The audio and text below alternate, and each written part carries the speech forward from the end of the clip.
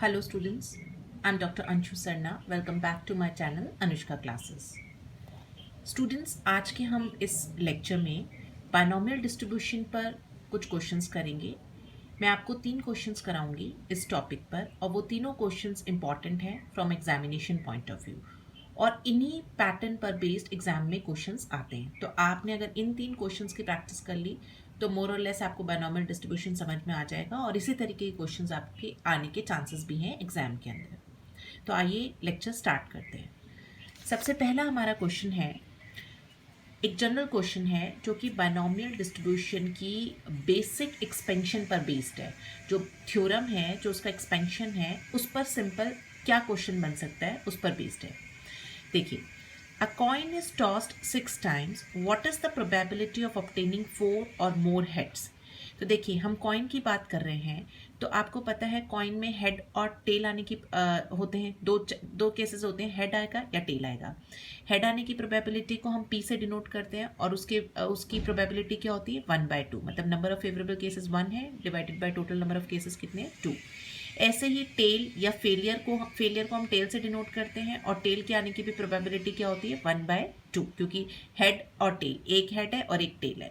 तो टेल आने के फेवरेबल केसेस हो गए 1 divided by total number of cases हो गए 2. अब वो ये क्वेश्चन में कह रहा है कि अगर कॉइन 6 टाइम्स टॉस किया जा रहा है तो what is the probability of obtaining 4 और मोर हेड्स. तो आपको पता है, मैंने आपको एक थ्योरम बताई थी बायनोमियल डिस्ट्रीब्यूशन की अपने प्रीवियस लेक्चर के अंदर. जिन्होंने मेरा प्रीवियस लेक्चर नहीं देखा है, please refer my previous lecture for the expansion of the theorem. और वो थ्योरम थी q plus P raise to power n. तो अगर n की वैल्यू 6 हो गई क्योंकि 6 टाइम कॉइन को टॉस किया गया है, वो थ्योरम का एक्सपेंशन क्या है q raise to power n plus nc1 q raise to power n minus 1 into P. मतलब q की वैल्यू जो है एक एक कम होती जाती है, p की बढ़ती जाती है. और इस थ्योरम का एक्सपेंशन कैसे बना था ये मैंने अपना प्रीवियस लेक्चर में आपके साथ डिस्कस किया था. जिन्होंने मेरा प्रीवियस लेक्चर नहीं देखा है वो please refer my previous lecture for the expansion of this theorem. तो इसी थ्योरम के हिसाब से अब क्वेश्चन कैसे हम लिखेंगे q plus P raise to power 6 time coin को टॉस किया गया. जब आप इसको एक्सपेंशन को खोलेंगे तो क्या आएगा q raise to power 6 plus 6q5p. मतलब आपने क्या करना है, q की पावर एक एक कम होती जाती है, p की पावर एक एक बढ़ती जाती है. तो q रेज टू पावर 5 हो गया, फिर 4 हो गया, 3 हो गया, 2 हो गया. इस तरीके से ये चीज़ें होती जाती हैं और p की वैल्यूज़ बढ़ती जाती हैं. लास्ट में p आपका कितना हो गया, p रेज टू पावर 6 हो गया.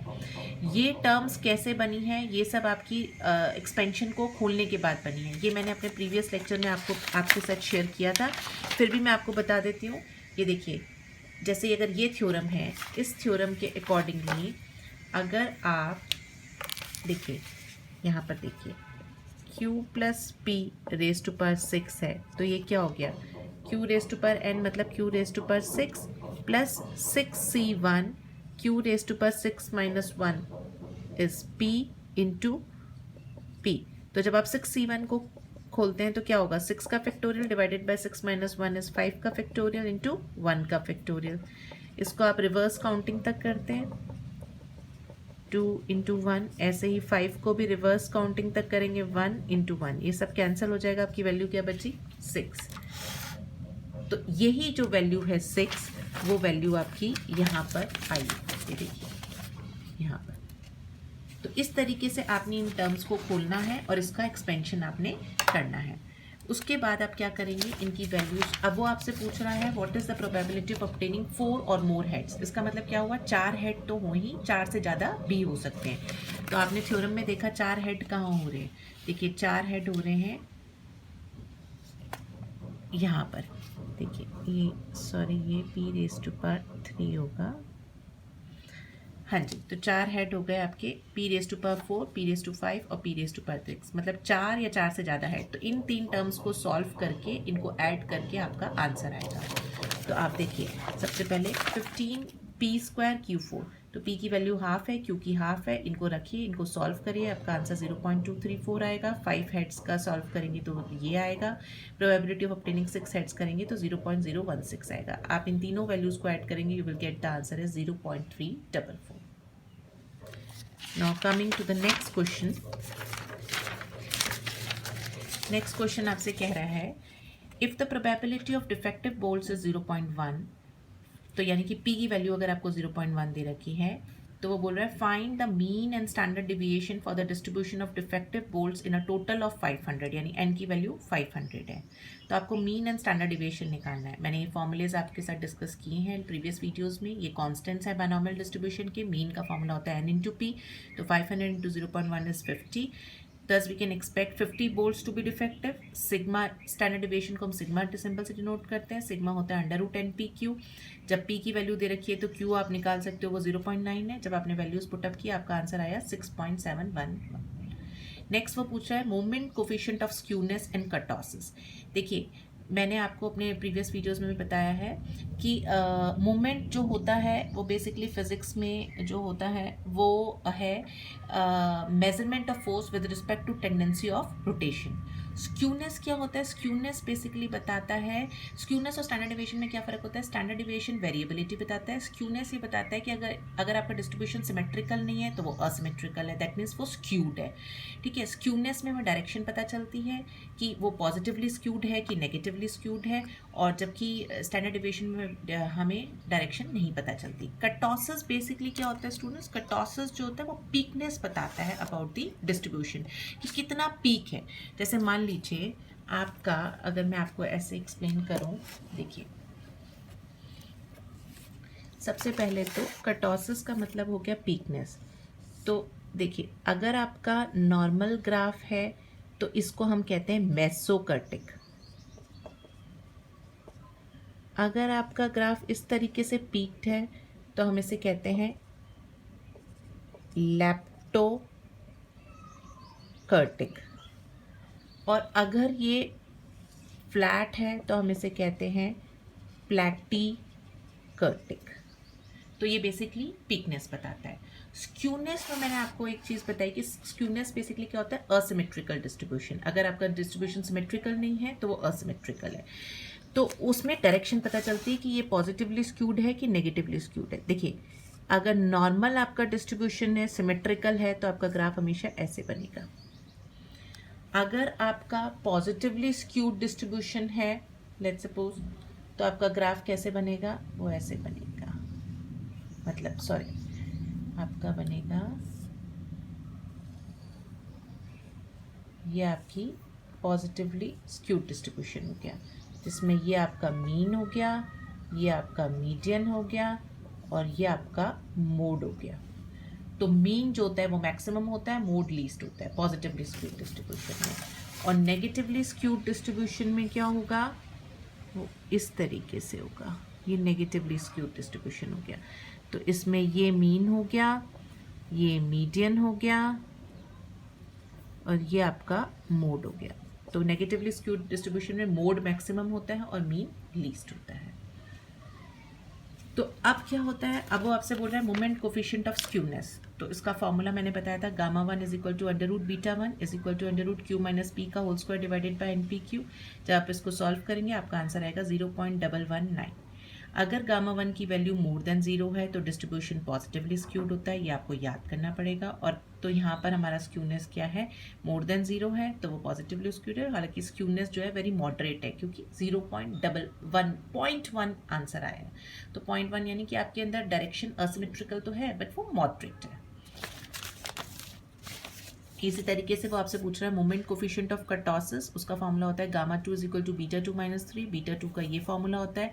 सारी चीज़ें आपको दे रखी है। जब आपने पुटअप किया आपका आंसर आया 3.01। तो गामा 2 हो गया 3.01 माइनस 3 यानी कि 0.01। अगर गामा 2 पॉजिटिव है तो डिस्ट्रीब्यूशन लैप्टोकर्टिक है, अगर नेगेटिव है तो आपका डिस्ट्रीब्यूशन प्लैटिकर्टिक है, और अगर 0 है तो डिस्ट्रीब्यूशन नॉर्मल है। ये आपको याद करना पड़ेगा।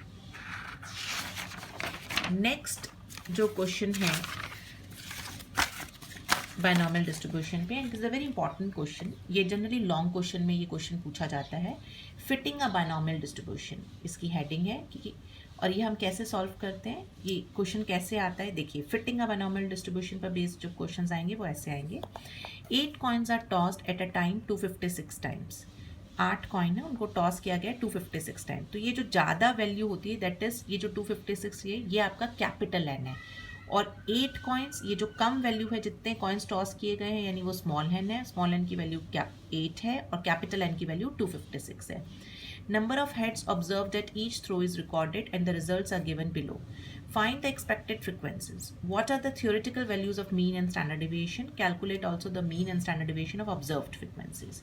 तो सबसे पहले हमें ये heads of frequency क्वेश्चन में दे रखी होगी, हमें इनकी expected frequencies निकालनी है, मीन एंड स्टैंडर्ड डिविएशन निकालना है, थियोरेटिकल वैल्यूज़ निकालनी है मीन और स्टैंडर्ड डिविएशन की, और फिर जो वैल्यूज़ दे रखी हैं जो हम ऑब्जर्व कर रहे हैं उनकी मीन एंड स्टैंडर्ड डिविएशन अलग निकालनी है. देखिए हम कैसे करते हैं इस क्वेश्चन को. सबसे पहले क्योंकि हम कॉइन की बात कर रहे हैं तो p की वैल्यू है 1/2, q की वैल्यू है 1/2, स्मॉल n की वैल्यू है 8, कैपिटल N की वैल्यू है 256. तो आप कैसे लिखेंगे इसको हम इससे लिखते हैं, मतलब इसका जो एक्सपेंशन होता है वो होता है कैपिटल N को मल्टीप्लाई करते हैं p plus q raise to power n से, फिटिंग ऑफ बायनॉमियल डिस्ट्रीब्यूशन में. तो 256 इंटू 1/2 p की वैल्यू प्लस q की वैल्यू 1/2 रेज टू पर 8. तो अब हमने इसको एक्सपेंड करना है. तो देखिए हेड आपके हो गए 0 से लेकर 8 तक, क्योंकि 8 टाइम्स 8 कॉइन्स को टॉस कर रहे हैं, तो 0 1 2 3 4 हेड आपके हो गए 0 से लेकर 8 तक. अब फ्रीक्वेंसी का फॉर्मूला क्या हो जाएगा, capital N into p plus q raise to power n का एक्सपेंशन का फॉर्मूला होता है NCR, p raise to power r q raise to power n minus r. तो सबसे पहले अगर आपकी r is equal to x होता है, तो अगर एक्स आपका 0 है तो आपका क्या हो गया 8C0 है ना, into Q raise to power 8 minus 0 is 8 into p raise to power 0, anything raise to power 0 is 1. तो जब आपने इसको सॉल्व किया आपका आंसर आएगा 1. फिर अगर x की वैल्यू 1 है तो 256 into 8C1 half raise to power 1 half raise to power 7, Q की वैल्यू कम होती जाएगी, पी की वैल्यूज आपकी बढ़ती जाएंगी. जब आपने इन सबको सॉल्व किया आपका आंसर आएगा, टोटल आंसर आएगा 256. एक बार मैं आपको इसको सॉल्व करना वापस बता देती हूँ. इसका आंसर 8 कैसे आया, देखिए स्टूडेंट्स मैं आपको इसको सॉल्व करना बताती हूँ, हालांकि मैंने प्रीवियस लेक्चर्स में भी बताया है. देखिए 256 into 8C1 into half raise to power 1 into half raise to power 7. हम इसको कैसे सॉल्व करेंगे, 256 इंटू 8C1 हो गया 8 का फैक्टोरियल डिवाइडेड बाई 8 माइनस 1 7 का फैक्टोरियल इंटू 1 का factorial into half raise to power 7. अब 8 का फैक्टोरियल हो गया, इसको उल्टी गिनती reverse counting up to 1, 7 into 6 so on up to 1 into 1 into half raise to power 7 है. तो ये सारा कैंसिल हो गया, ये बचा 256 into 8 into half into 1/2 raise to power 7. जब आप इसको सॉल्व करेंगे you will get the answer is 8. तो इस तरीके से स्टूडेंट्स जब आप इसका टोटल करेंगे तो इसका टोटल जो है फ्रीक्वेंसी का 256 या 256 पॉइंट समथिंग अप्रॉक्सीमेटली 256 के बराबर आना चाहिए, जो आपकी कैपिटल N की वैल्यू है. फिर आपने देखा मीन जो थ्योरेटिकल पार्ट है, मीन का क्या होता है वो हमने फॉर्मूला पढ़ा है N into P. Values put up कीजिए, you will get the answer as 4. Standard deviation is √10PQ. जब आपने सॉल्व किया 1.414. तो ये तो हुआ theoretical part mean and standard deviation का. अब ऑब्जर्व फ्रीक्वेंसी डिस्ट्रीब्यूशन जो हमें दे रखा है उसका हमें अगर मीन एंड स्टैंडर्ड डिविएशन निकालना है तो हम क्या करेंगे, जो x दे रखी हैं और जो f दे रखा है, ये डिस्क्रीट सीरीज़ है तो डिस्क्रीट सीरीज़ का मीन का फॉर्मूला लगाइए, डिस्क्रीट सीरीज़ का ही स्टैंडर्ड डिविएशन का फॉर्मूला लगाइए. तो अगर हमने डिस्क्रीट सीरीज़ का मीन का फॉर्मूला लगाया तो वो है a plus summation FD divided by n. a is the assume mean. तो देखिए अगर x में से एज्यूम मीन सेंटर टेंडेंसी के हिसाब से हम 4 लेते हैं तो 4 प्लस FD की वैल्यू आप FD का कॉलम बनाइए इधर से देखते हुए. एक स्टैंडर्ड डिविएशन में आपको FD स्क्वायर की भी जरूरत पड़ेगी, एक D. तो FD का टोटल आपको 16 यहाँ से मिल ही गया, ये आपने पुटअप किया. N जो है कैपिटल N इज़ 256. तो आपने सॉल्व किया, इसका आंसर आया 4.0625. ऐसे ही स्टैंडर्ड डिविएशन का डिस्क्रीट सीरीज़ का फॉर्मूला ये सब हम अपने प्रीवियस लेक्चर्स में पढ़ चुके हैं. तो स्टैंडर्ड डिविएशन का डिस्क्रीट सीरीज़ का ये फॉर्मूला मैंने बताया था. फॉर्मूले को देखते हुए आप वैल्यूज़ पुटअप कीजिए. देखिए FD स्क्वायर की वैल्यू यहाँ से आपको मिल जाएगी 548, FD की 16 है, ये आपने पुटअप किया. कैपिटल N इज़ 256, इसको सॉल्व किया, आपका आंसर आया 1.462. तो आपने देखा थ्योरेटिकल और ऑब्जर्व फ्रीक्वेंसीज़ के मीन एंड स्टैंडर्ड डिविएशन में बहुत ज़्यादा डिफरेंस नहीं है, बहुत माइन्यूट डिफरेंस है. तो देखिए स्टूडेंट्स इस तरीके के क्वेश्चंस आते हैं आपके फिटिंग ऑफ बायनॉमियल डिस्ट्रीब्यूशन पे. आई होप आपको बायनॉमियल डिस्ट्रीब्यूशन के ये तीनों क्वेश्चंस समझ में आ गए होंगे। अगर आपको मेरा ये वीडियो पसंद आया है तो please don't forget to like, share and subscribe my channel. Thank you.